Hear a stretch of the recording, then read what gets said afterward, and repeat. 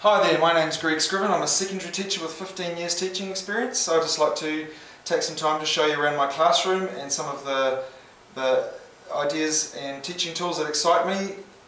Let's start off with the clickers. This is a CPS pulse radio receiver unit. I have a class set of 32 of them.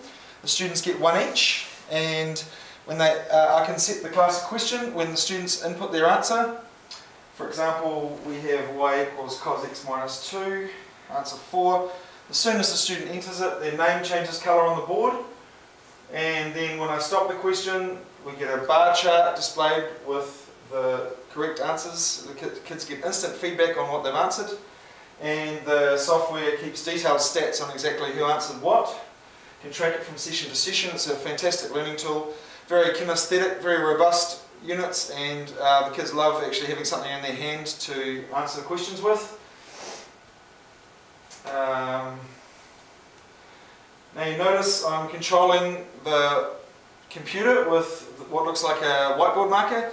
It's a jumbo marker that's been gutted out. I've got batteries inside it and an infrared LED on the end that's detected by a Nintendo Wii remote mounted by my projector, and that Bluetooths to my laptop. So it's what I like to call a poor man's smartboard, about a $250 setup instead of $10,000 smartboard. It means I can bring students up to the front of the class for interactive activities, for example, and I can also use teaching tools, for example,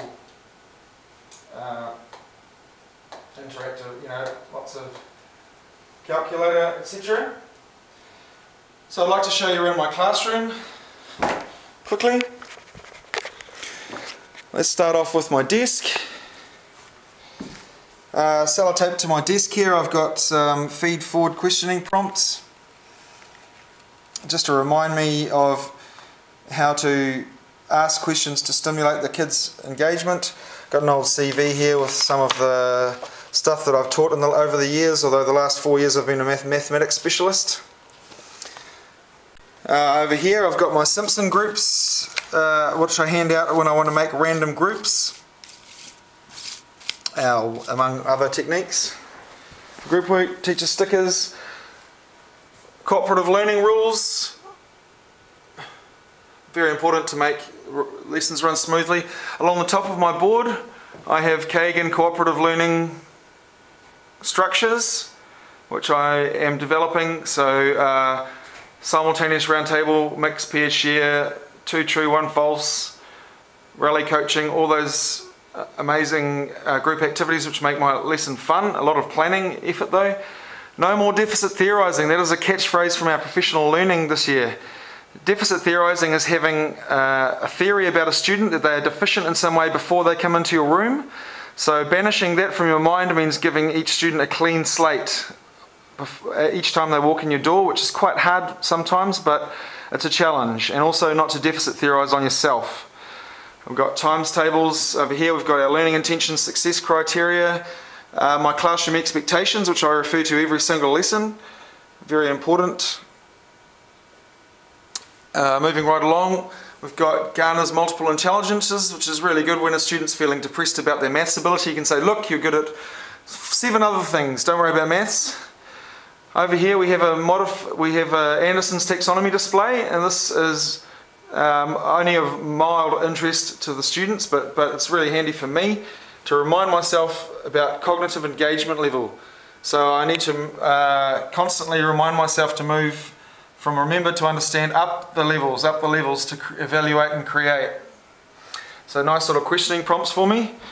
Maths is gymnastics for your brain. Nice colourful display. This is what I tell students when they say, why do I have to learn algebra? When am I ever going to use this in real life? And I say, well, mathematics is PE for your brain. It's going to help you in moving around the room. We have one of my recent group work activities. The students had to find a car, research car information, the size of the engine, the power, the price, the weight, and then we have used it for ratios, for example, power to weight ratio, dollar to power ratio, and fun stuff like that. And one of the last topics I taught on probability, nice colourful display to get the students engaged in that. Now notice on my desk, so I've set in group of 4. These mats here are modified from Kagan mats. I can use this. I can use a spinner on my interactive whiteboard and pick which member of the group gets to answer back. So that forces the groups to kind of make sure they coach all the members of the group equally. And if you put a good student with a poor student in your group, then you're going to get optimal learning for everyone involved. So, thanks for your time. That's my room. Have a great day.